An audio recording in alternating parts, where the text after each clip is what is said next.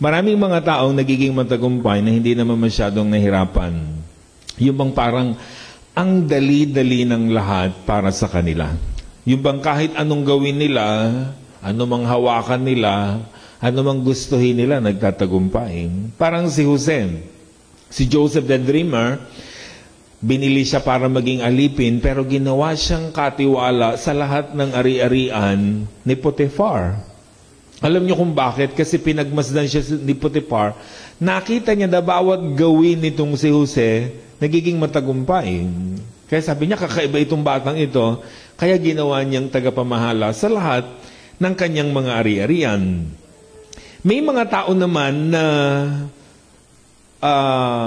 mahirap ang mga dinaanan para maabot ang tagumpay na kanilang ninanais. They work hard, dugo at pawis ang kanilang puhunan bago nakamit ang tagumpay.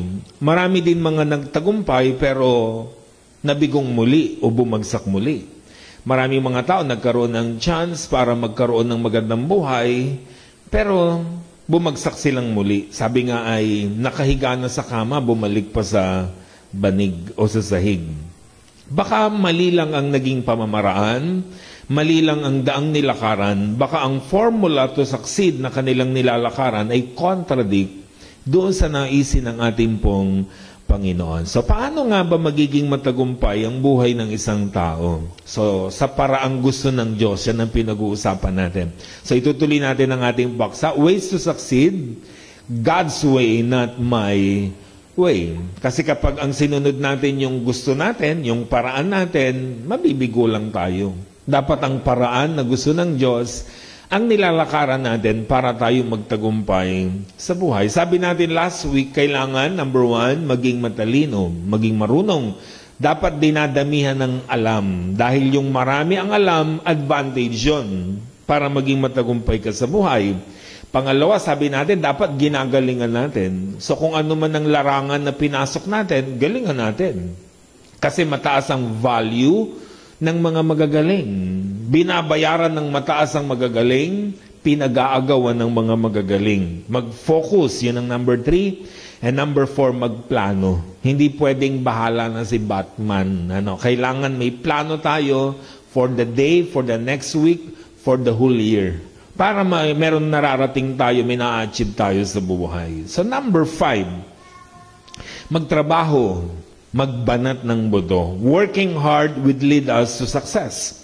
Mula noon hanggang ngayon, hindi nagbabago ang patakaran ng mundo. Hindi nagbabago ang prinsipyo ng Diyos tungkol sa pagsagana ng buhay ng isang tao. Kung gusto mong umasenso, gusto mong gumanda ang buhay, gusto mong magkapera, magtrabaho ka. Magbanat ka ng buto dahil hindi nahihingi ang pera. Lalong hindi naman pinupulot ang pera. Di ba? Dialogue yan ng mga nanay sa mga anak na laging nakakura. Sasabihin, hindi pinupulot ang pera. At kung isang araw, namumulot na kayo ng pera, gumising kayo. Panaginip yun. Yan. Nanaginip na ba kayo namumulot kayo ng pera? Dream lang yan. Ang sarap daw, namumulot ka ng pera. Pero panaginip yun. Hindi yan totoo. Proverbs 10:4, lazy hands make a man poor, but diligent hands bring wealth. Basta daw ang kamay ay tamad, puro kabiguan ang naghihintay sa kanya. So tamad kang magtrabaho, tamad kang bumangon, tamad kang magsulat, tamad kang gumawa, ang kasunod niyan ay pagdarahop sa buhay. Paano ka magiging matagumpay? Paano aasenso ang buhay ng isang tao kung tatamad-tamad siya? Kaya alam nyo, nakakalungkot yung may mga kabataan na may nagpapaaral na, sinusuportahan na ng gobyerno, sinusuportahan na ng tito-tita, hindi pa rin siya nakatapos ng pag-aaral kasi tamad. Tamad bumangon ng maaga, tamad pumasok, tamad magsulat, tamad magdala ng gamit. Ano mangyayari sa iyo? So hindi ka makakatapos ng pag-aaral mo, hindi mo maaabot yung mga pangarap mo sa buhay. Yung iba naman may trabaho na, natanggal pa. Yun ang mas nakakalungkot. Diba? Binigyan na ng pagkakakitaan, pagkakabuhayan, tinanggap na sa isang trabaho, pero natanggal pa sa trabahong kanyang pinapasukan kasi tatamad-tamad. Siyempre, ang mga employer naman, siyempre, ang gusto niya, mga masisipag ang mga manggagawa nila. Ngayon, kung tatamad-tamad ka, papalitan ka. Diba? Ganun ang ibig sabihin. So, nakakaawa yung ganung mga tao. Kaya kung may trabaho kayo, pagbutihan nyo. Sipagan nyo. Mahalin nyo ang trabaho nyo. Magtrabaho kayong may kausayan because work is a gift from God. Regalo yan ng Diyos sa atin. Sa dami-dami ng tao na walang trabaho, salamat meron kayo. Diba? Ganun ang kailangan nating maintindihan. Kaya huwag kayong umasta na parang yung mga trabaho natin ay parang isang parusa at sumpa. Minsan ganyan ang pakiramdam ng mga magtatrabaho eh. Yung mga binigyan ng hanap buhay, pagkakakitaan, akala mo sinumpa sila dahil may trabaho sila. Bakit? Kasi bukas, anong dialogue na naman ng mga yan? O sige nga, anong dialogue nyo bukas? Lunis na naman. Yan na naman ang dialogue.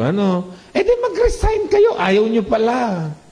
Diba, nahihirapan pala kayo. Paano naman po kami kakain pag nag-resign ako? Di mahalin mo ang trabaho mo. Kasi yan ang pinagkakakitaan mo. Yan ang binigay ng Diyos sa iyo para daluyan ng pagpapala niya sa iyong buhay. Yun ang kailangan nating naiintindihan. So, kailangan mga kapatid, naintindihan natin na mahalin ang trabaho. Yan ang susi sa tagumpay natin. Proverbs 14:23, all hard work brings a profit, but mere talk leads to poverty. Lahat daw po ng pagpapagal ng tao may kapalit na pakinabang. Basta raw gumawa ka, nagtrabaho ka, nagsikap ka, ang kasunod niyan, merong profit. Meron daw po yung pakinabang.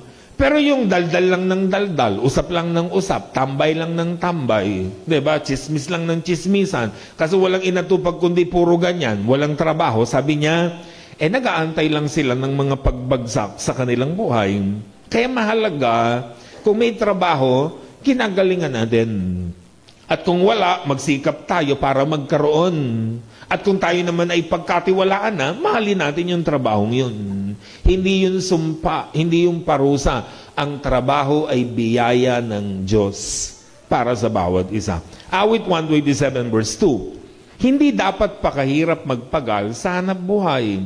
Maaga pa kong bumangon, gabing-gabi kong humimlay, pagkat pinagpapahinga ni Yahweh ang kanyang mahal. Siyempre, gusto ng Panginoon nagtatrabaho tayo. Pero sabi ng Diyos, huwag naman puro trabaho. Kailangan din nagpapahinga. Dahil yun ang biyaya ng Diyos. Biyaya ng Diyos yung trabaho, pero biyaya din niya yung pahinga. Kasi maraming tao ganyan ang ginagawa sa sobrang pagpapagal sa hanap buhay naman. Sabi niya, maagang-maaga nang umalis, gabing-gabi nang uuwi, aalis na naman ng maagang-maaga, uuwi uling gabing-gabi na. So, ang buhay niya, umikot na lang sa paghahanap buhay. Sabi ng Bible, itigil din yon. Kailangan pinuputol ang mga paghahanap buhay ng pagpapahinga dahil another blessing yun ng ating pong Panginoon. Huwag din naman sobra-sobra na paghahanap buhay dahil sa Diyos, sa mga anak ng Diyos, na mga masisipag at nagsusumikap, kahit nagpapahinga, pinagpapala sila ng Panginoon. So, working hard could set us free from bondage and poverty. So working hard could lead you into success. Ito ang ticket natin para tayo magtagumpay. Maghanap ng trabaho, maghanap ng ikabubuhay, husayan ng paghahanap buhay, mahalin ang trabahong ipinagkatiwala sa atin. Pangalawa, magpalakas ng katawan. Be healthy as possible as you can. Kailangan na kailangan natin ng good health in order for us to succeed. So preserving and maintaining good health could lead us to success. Paano tayo magiging matagumpay sa buhay kung sakitin tayo? Kung ang katawan natin ay nanlulupaypay sa karamdaman, paano natin maaabot ang mga pangarap natin? Yung mga goal natin. Pangarap mong maging runner, hikain ka. Paano ka mananakbo? Diba? Kaya pinalulusog ang katawan para maabot ang mga pinapangarap natin sa buhay. Ikatlong Juan 1:2. Mahal kong kaibigan, yung kaibigan niya ay si Gayo, sabi niya, idinadalangin kong ikaw sana'y nasa mabuting kalagayan, malusog ang katawan tulad ng iyong buhay spiritual. Sabi ni Juan sa kanyang minamahal na kaibigan, ang prayer ko sa iyo, friend, sabi niya, ay sana maging malusog din ang katawan mo. Maging healthy ka physically, gaya ng pagiging healthy ng iyong spiritual. Nakita niyo mga kapatid, ang Bible, hindi niya nine-neglect ang physical body. Yes, mahalaga ang spiritual na buhay natin. Mahalaga ang espiritu, pahalagahan niya ng mabuti at mainam. Pero sabi ni Juan, maganda nga ang spiritual mo, healthy ka nga spiritually, pero weak ka physically, magiging hindrance yan sa mga gagawin mo sa buhay. Kaya sabi ni Juan, sa kanyang minamahal na kaibigan, alam ko, balitang-balita, very healthy ang iyong espiritu. Kaya ang prayer ko sa iyo, sabi niya, sana maging ang physical body mo healthy din. Kasi magiging hindrance yun. Kahit gaano kalakas ang physical, ang spiritual body natin, spiritual health natin, kahit healthy yan, kung mahina ang katawan mo, paano mo gagawin yung gusto mo? Para sa Panginoon. Gustong-gusto mong umattend, hindi ka makaka-attend kasi meron kang physical disabilities. Gusto mong gawin ito, pumunta roon, umattend sa ganyan, pero may physical disabilities ka, hindi mo magagawa yun. Kaya kahit gaano kalakas ang espiritu, kung mahina ang katawan, may limitasyon tayo. Diba? Ang naglilimit sa atin is our physical health. Kaya mahalaga pinalulusog. Diba? Sabi nga ng Matthew 26:41, magbantay kayo't manalangin upang huwag kayong madaig ng tukso. Take note, ang espiritu'y nakahanda, ngunit ang laman ay mahina. Iba ang context, iba ang pakahulugan, pero pwede nating gamitin yung aplikasyon. Ano yung aplikasyon? Kahit gaano kalakas ang espiritu mo, kung mahina ang katawan mo, hindi pwedeng magtagumpay ang espiritu mo. Kaya napakahalaga, pinalulusog din ang katawan.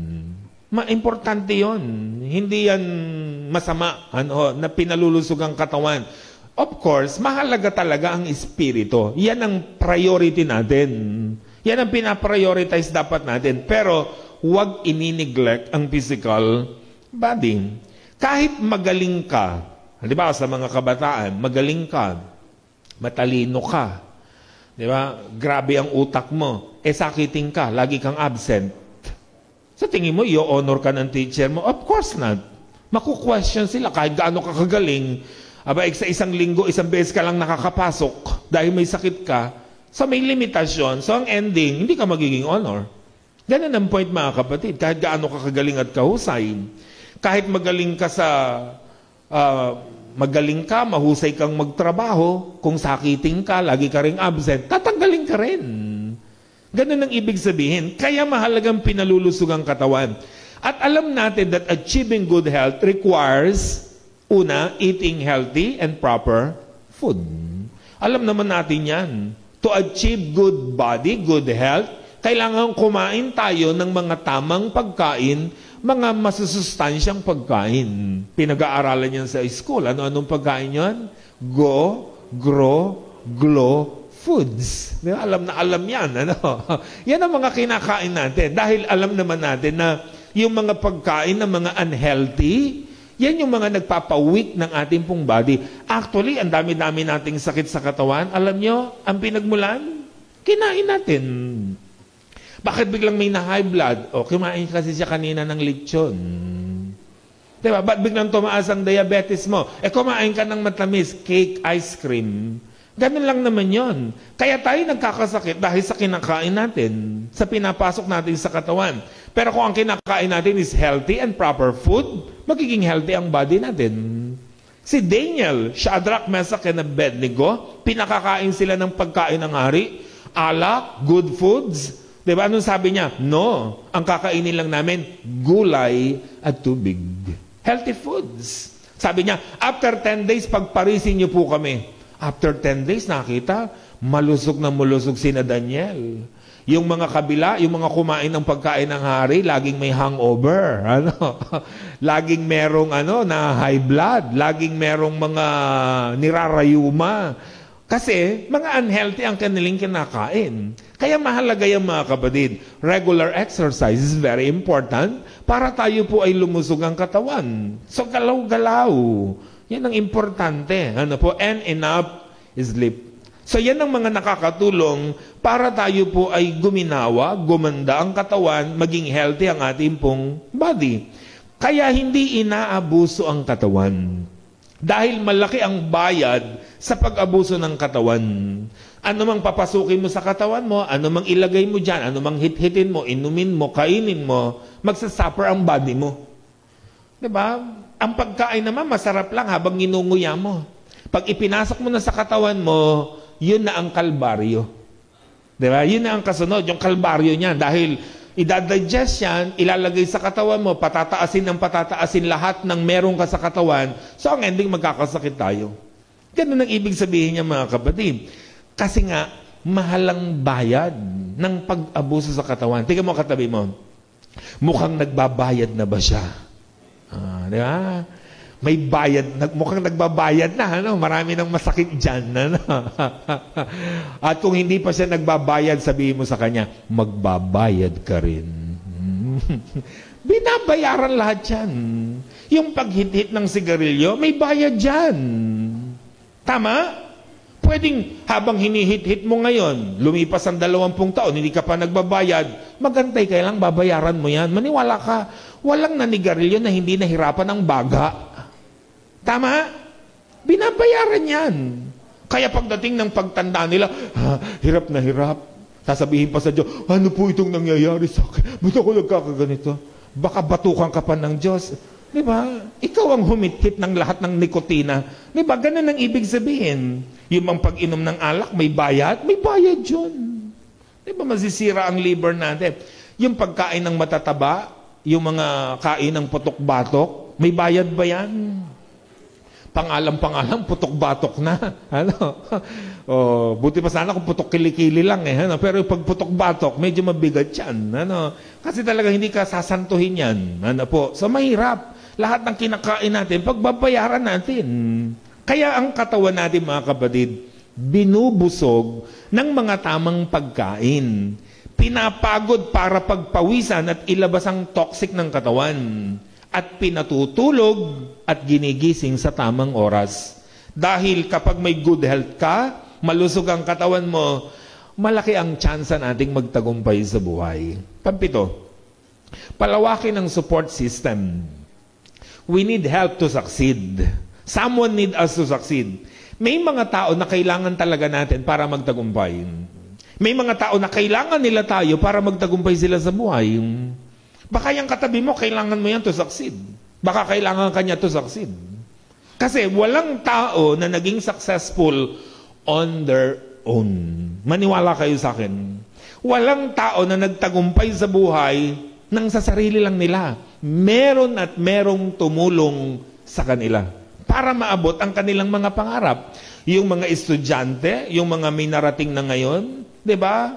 Sinong pinagkakautangan nila ng loob? Yung nagpakopya sa kanila nung nag-aaral sila. Di ba? Kaya alam nyo, laki-laki ng utang na loob nyo sa mga nagpapakopya sa inyo. Pero hindi kayo magiging ganyan ngayon kung hindi kayo pinakopya nun. Yung nagbigay sa iyo ng papel nung exam. Biro mo, mag-exam kayo, wala kang dalang papel, wala kang ballpen. Pero to the rescue, yung kaklase mo. May papel siya, may yellow pad siya, may ballpen siya na extra para sa iyo. E di kung hindi kanya napahiram, bumagsak ka, e di wala kang narating sa buhay. So meron talagang mga taong nakakatulong sa atin para maabot ang pangarap natin. Yung mga bumili ng ating mga paninda, yan yung mga nag-angat sa atin sa buhay. Di ba yung ating mga tauhan natin doon sa baba, kung meron kayong mga tauhan, yan ang mga tumulong sa atin. Yung nagpapagawa sa inyo, kung meron kayong mga pagawaan, at kung ano-ano pa man, sila ang tumulong para umangat tayo sa buhay. Hindi natin mararating ang kung ano mang nararating natin sa buhay on our own.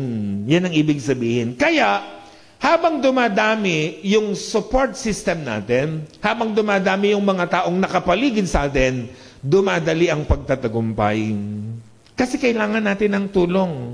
Walang taong hindi nangangailangan ng tulong. It's either your tita, your tito, your pamangkin, your apo, your lola, your tatay, nanay, diba? Mga kamag-anakan, mga kaibigan, mga tao sa paligid natin. Meron at meron silang naitulong at maitutulong sa atin para maabot natin ang ating mga naisin sa buhay.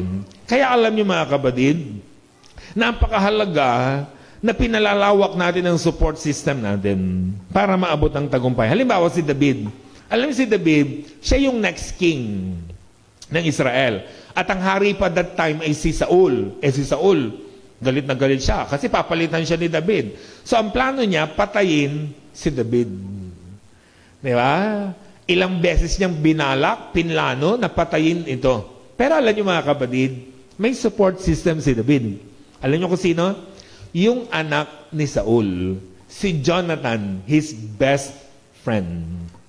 Ang kanyang pinakamatalik na kaibigan. Every plano ng tatay niya na si Saul, ibubulgar niya kay David. Sasabihin niya, friend, may plano uli ang tatay ko. Tatambangan ka, papatayin ka. Ito ang gawin mo, magtago ka sa ganito. Ganyan si Jonathan. May plano uli ang tatay niya. David, dali ka. Papatayin ka uli ng tatay ko. Ganito ang gawin mo. So kung hindi dahil kay Jonathan, matagal nang patay si David. Hindi sana siya naging king of Israel. Pero dahil sa kanyang support system, laging naroon, tinutulungan siya. Yung kanyang asawa na si Michal, di ba?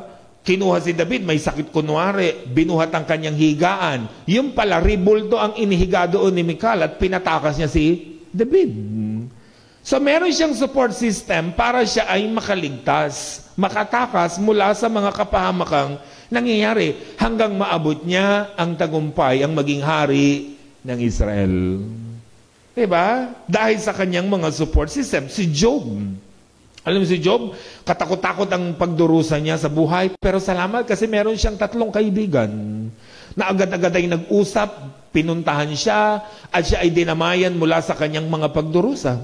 Kasi mahalaga yun, doon sa mga moment na kanyang pagkabagsak, sa moment na siya ay nangangailangan ng saklolo, hindi siya pinabayaan ng kanyang mga kaibigan. Hindi katulad ng prodigal son. Nala yung prodigal son? Yung support system niya, nilayasan niya. Yung tatay niya, yung kuya niya, nilayasan niya, nagpakalayo-layo, nag-enjoy, inubos ang pera. Anong nangyari sa kanya? Hayun, pinuloy siya sa kangkungan. Naggutom, nagdusa sa buhay. Pero, nung matauhan, sabi niya, babalik ako sa support system ko. Bumalik siya sa tatay niya, bumalik siya sa kuya niya, and the rest is history. Muling ibinalik ang pagpapala sa kanyang buhay. So, huwag nilalayasan, huwag inaaway ang support system.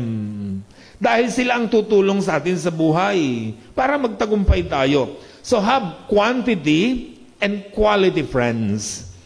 Dinadamihan ng kaibigan, pero hindi basta kaibigan lang. Kailangan mga quality friends yan. Yun talagang maaasahan natin, lalo na sa pagdating ng ating pong mga pangangailangan. Kaya ang goal natin sa buhay, pinadadami ang kaibigan. Pinakokonte ang kaaway. Ang problema sa atin, baligtad. Anong ginagawa natin? Pinakokonte ang kaibigan, pinadadami ang kaaway. Pero mo lahat na lang inaway mo. Biyanan mo, inaway mo. Manugang mo, inaway mo. Kamag-anakan mo, inaway mo. Pati nga yung jeepney driver, inaway mo. Pinost mo agad sa Facebook. Pati yung katabi mo, dahil sa jeep. Di ba? Pati yung katabi mo sa pilahan. Lahat na lang inaway mo. So ang ending, pinaliliit mo ang mundo mo, pinaliliit mo ang support system mo. Kaya pag nangailangan ka ng tulong at saklolo, sino ang tutulong sa'yo? Wala. Diba? Pero halimbawa, pumunta ka sa isang lugar, diba, kilalang kilala ka, support system mo sila, tinutulungan ka. Minsan nga, pinauuna ka pa sa pila eh. Diba? Kasi nga, mga kapatid, may support system tayo. Kaya napakahalaga na pinadadami ang support system natin. Mangangaral 4, 9, 10, hanggang 12. Ang dalawa ay mabuti kaysa isa. Mas marami ang bunga ng anumang gagawin nila. Pag nabuwal ang isa, maitatayo siya ng kanyang kasama. Kawawa ang nag-iisa, sapagkat walang tutulong sa kanya kapag siya'y nabuwal. Kung ang nag-iisa'y maaaring magtagumpay laban sa isa, Lalo na ang 2, lalo na ang 3, lalo na ang 5, lalo na ang 10, lalo na ang 30. Ganun ang ibig sabihin. So habang dumadami, mas dumadali ang pagtatagumpay sa buhay natin. Kaya kahit mabuwal ka, bumagsak ka, may magtatayo at magtatayo sa'yo. Paulit-ulit ka mang bumagsak, may tatayo at magtatayo uli sa atin. Kasi malawak ang support system natin. So dinadamihan ng kaibigan. Kawikaan 27 verse 10. Huwag mong pababayaan ang iyong kaibigan, ni ang kaibigan ng iyong magulang. Kung ikaw ay nagigipit, huwag sa kapatid lalapit. Higit na mabuti ang kapitbahay na malapit kaysa isang malayong kapatid. Kahit 10 ang kapatid mo, pero malayo sa iyo, hindi mo maaasahan. Lalo na sa oras ng kagipitan at pangangailangan. Yung moment na kailangan mo ng tulong, ang layo nila, hindi mo sila maaasahan. Sinong maaasahan mo lang pag sa mga biglaang mga pangangailangan? Yung mga taong malapit sa iyo. Kaya sabi niya, huwag mong pabayaan ang mga kaibigan mo, ang mga kapitbahay mo, ang mga taong malapit sa iyo. Dahil pag dumating ang pangangailangan, sila ang pwede mong asahan. Kaya ang kapitbahay hindi inaaway. Kaya mga katabi mo, mukha bang kaaway niya ang kapitbahay niya? O, wag inaaway ang kapitbahay ha? Dahil yan ang mga tutulong. Sabi mo, inaatake ka na yung kapitbahay mo. Tuwan-tuwa pa. Hindi yung natataranta sila. Napanood niyo yung bahay na nasusunog? Hindi alam nung mga nasa loob ng bahay. Nasa Facebook yan eh. Tapos yung mga kapitbahay ang nakakita, sila mismo ang pumasok at tumaas doon sa rooftop para patayin yung sunog. Kasi hindi alam mismo ng mga nasa loob ng bahay. Kasi nag-start ang sunog sa taas. Diba? Ang nakakita kapitbahay, kung kagalit ka, sabi mo, bahala kayo sa buhay nyo. Masunog kayo riyan. Diba? Ganun yan mga kapatid. Pero siguro dahil mabuti silang tao sa kanilang kapitbahay, nagmalasakit yung mga kapitbahay. Pumasok agad, tinulungan sila para apulahin ang sunog. Ganun ang ibig sabihin mga kapatid. Kaya ang mga kapitbahay natin, minamahal. Noon naman, ganyan naman talaga magkakapitbahay, di ba? Ang mga kapitbahay bilang, nagluto ako mare ng suso. Ganyan. Bigay siya. Susunod, siya naman ang nagluto. Mare, nagluto ako ng pakbet. Ganyan. Ganyan sila, mga magkakapitbahay, totoo yan. Alam niyo yan, lalo sa mga probinsya. Diba? Talaga namang pag may kapitbahay ka, kahit hindi kaya ta magluto kumisan mag-aabang ka May magdadala at magdadala sa iyo. Ganyan na mga magkakapitbahay. Ngayon, magkakapitbahay, nagkakaaway. Magkakagalit. Diba? Lalo na kapag may mga handaan, may mga bidyokehan sa kapitbahay. Diba? So talaga namang nagkakagulot, nag-aaway-away hanggang magpatayan sila. Ganun ang ginagawa. Ang kapitbahay, minamahal, iniintindi, inuunawa, kasi darating din ang panahon, kakailanganin mo sila. Kaya pinalalawak ang support system. Pangwalo, magtiwala sa Panginoon. Lahat tayo dadanas ng mga paghihirap sa buhay. Walang tao na hindi dumadanas ng mga hirap ng buhay. Mga pagkalugi, pagkatalo, pagkawala, pagbagsak sa buhay. Lahat ng bagay sa buhay natin, pwedeng mawala. Tandaan niyo mga kapatid, anumang hawak nyo ngayon, anumang meron kayo ngayon, pwede yang mawala. Si Job nga, di ba? Lahat ng bagay sa buhay sa kanya, just in one day, sa isang iglap, nawala ang lahat. Si Job pa yun, ha? Isang matuwid na tao, maka-Diyos, kinikilala ng kanyang lipunan. Di ba? Pero, sa isang iglap, nawala ang lahat. Kasi nga, nothing is forever in this world. Lahat yan pwedeng mawala. Diba? Lahat yan pwedeng mawala sa buhay natin. But listen, pero wag tayong papayag na ang pagtitiwala natin sa Panginoon ang mawala. Mawala ng lahat, wag lang yan. Diba? Dahil hanggat meron tayong tiwala sa Diyos, secure ka, safe ka, may blessing ka. Lumubog ka man ng paulit-ulit, muli kang aahon hanggat naniniwala ka sa Panginoon. Amen po ba? Kahit mawala na ang lahat sa buhay mo, ilang beses man tayong malugmok sa buhay, mawala man ang lahat, ilang beses man tayong madapa, ilang beses man tayo lumugmok sa buhay, hanggat nagtitiwala tayo sa Panginoon, aahon tayong muli. Babangon tayong muli. Diba? Sabi ko nga sa inyo, si Job, Nawala na ang lahat sa kanya. Pero mo, just in one day, imagine that.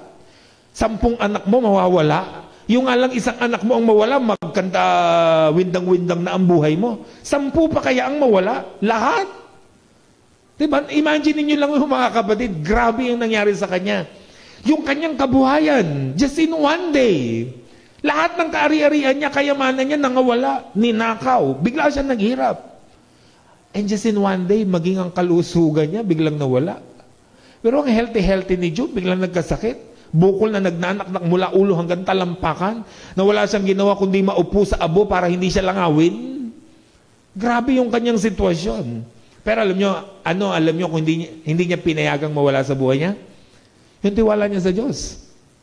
Anong sabi ng kanyang asawa sa kanya? Job, hanggang ngayon ba naman? Nasa side ka pa rin ng Diyos?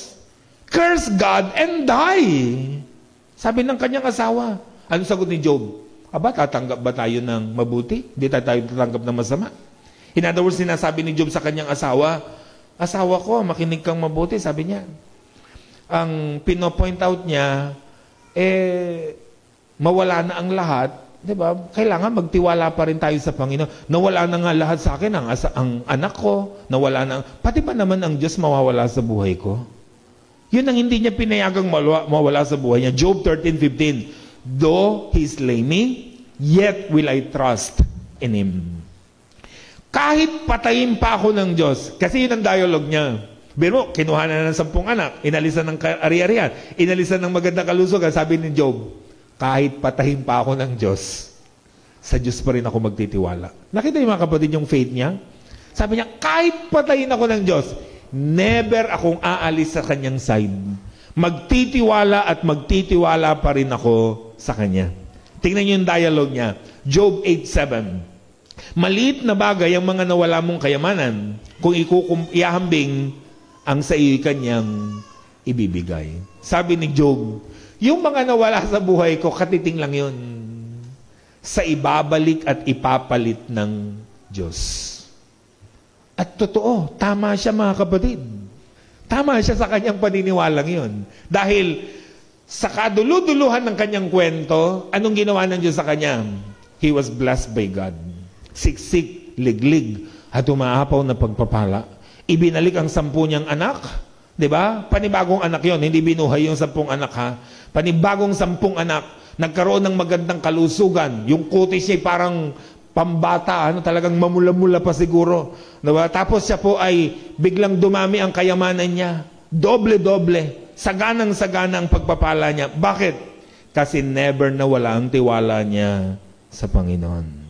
Habakkuk 3:17-19. Bagamat di namumunga ang puno ng igos at hindi na namumunga ang mga ubas, kahit ang maantala ang pamumunga ng ulibo at wala ng anihin sa mga bukirin, kahit na mamatay lahat ng mga tupa at mawala ang mga baka sa kulungan, magagalak pa rin ako at magsasaya dahil si Yahweh ang Diyos na magliligtas sa akin. Ang Panginoong Yahweh ang sa akin nagpapalakas tulad ng usa. Tiyak ang aking mga hakbang, inaalalayan niya ako sa mga kabundukan. May napipintong gera, ipinaalam kay Propeta Habakkuk. Kasi ang prophet, alam nilang mangyayari in the future. Ibinibigay ng Diyos ang message to tell the people, this is the message of God. Ito ang mangyayari sa atin. Ngayon, ang sabi ni Habakkuk sa taong bayan, makinig kayo, ito ang ipinaalam ng Diyos sa atin. Magkakaroon ng gera. At alam nyo kung anong kasunod pag gera? Gutom. Kaya halimbawa, biglang nagkagera tayo, gutom yan. Masisira ang ari-arian natin. Masisira ang pananim. Masisira ang mga hayop, mga mamatayan. Gutom talaga yan. Sabi ni Habakkuk, ganito, sa taong bayan, sabi niya, kahit wala na tayong mapitas na bunga ng mga pananim natin, kahit mga matay at mapese lahat ng hayop natin, kahit magutom tayo, sabi niya, magtiwala pa rin tayo sa Panginoon. Diba? Yan ang kanyang message sa kanila mga kapatid. Kasi yun ang napakahalaga sa buhay natin. Mawala man ng lahat, huwag lang tayong mawawala ng pag-asa sa Diyos. Marami nang nawala sa buhay natin at marami pang mawawala sa buhay natin kasi wala namang permanente sa mundo. Nothing is permanent in this world. Walang forever sa mundo. Tingnan mo ang katabi mo. Tingin mo ba permanent yan sa mundo? Forever ba yan dito sa lupa? No. Mukhang ang malapit na, di ba? Itsurang malapit na po ito. Ano? Di ba? Walang forever sa lupa. Ang pera hindi forever. Nauubos ang pera. Ang bahay nasisira. Ang sasakyan nawawala. Ang good health nawawala. Ang trabaho nawawala. Ang magandang buhay nawawala. Pero mawala man ang lahat sa buhay natin, huwag tayong papayag na mawala ang tiwala natin sa Panginoon. Dahil yun lang ang forever. Sabi ng 1 Corinthians 13:13, these three things will remain forever. Tatlong bagay lang ang forever sa mundo. Sabi ni Apostle Paul. At ano raw yun? Faith, your hope, your love. Yan lang ang forever. Yung pananampalataya natin pagtitiwala sa Panginoon, yun lang ang may forever. So yan ang huwag tayong papayag na mawala. Kasi yan lang ang may forever sa buhay natin. Not money, not material things, but your faith in God. Kaya kung mawala man ang lahat ng material na bagay sa buhay mo, hanggat may tiwala ka sa Panginoon, malaki ang pag-asa na muli tayong babangon at magtatagumpay. Tumayo tayong lahat, mga kapatid. Nilikha tayo ng Diyos hindi para mabigo. Tandaan niyo yung palagi. Nabibigo lang tayo, bumabagsak lang tayo. Siguro dahil may mensahe ang Diyos sa buhay natin. Meron lang siyang gustong ituwid, ituro, ipaalala sa bawat isa. Pero tatandaan mo, hindi kanya nilikha para dyan. Nilikha kanya para magtagumpay. Baka mali lang ang way mo, mali lang ang formula mo. Bumalik tayo sa formula ng Diyos para abutin ang mga pagtatagumpay sa buhay. Ano yun? Magtrabaho ka. Magbanat ka ng buto. Kung wala kang trabaho, maghanap ka. Kung may trabaho kayo, mahalin nyo ang trabaho nyo. Ayusin nyo, gandahan nyo ang serbisyo natin. Dahil gagamitin ng Diyos yan para tayong magtagumpay sa buhay. Magpalakas ng katawan. Huwag abusuhin ang katawan dahil baka yung pinagpaguran natin kulang pa sa pagpapagaling ng katawan. Damihan ng kaibigan, pakontiin ng kaaway. Kasi darating ang araw, kakailanganin natin ang tulong ng iba para maabot natin ang mga pangarap natin. At higit sa lahat, magtiwala tayo sa Panginoon. Mawala man ang lahat sa buhay natin, huwag mawawala ang tiwala natin sa Kanya dahil ito ang susi ng tagumpay natin sa buhay. Panginoon,